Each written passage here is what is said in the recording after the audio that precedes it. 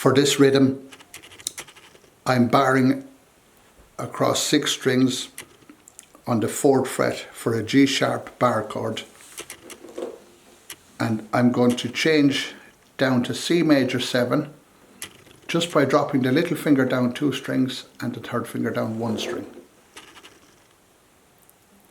Back up for G sharp, back down. We had this chord change in lesson 2 and lesson 3. For the rhythm, I'm definitely not going to go because it would be impossible to get that precisely in time. Everything on guitar comes back to this rolling movement. 1, 2, 3, 4, 1, 2, 3, 4. This rhythm done slowly would be 1, 2, 3, 4.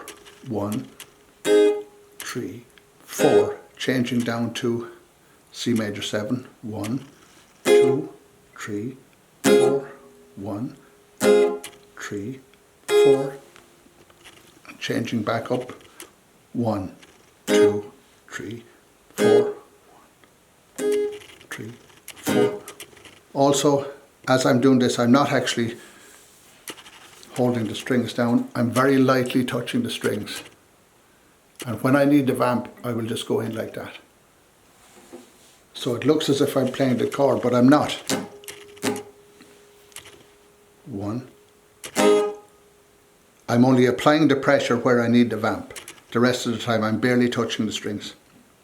1, 2, 3. 1, 2, 3. 1, 3.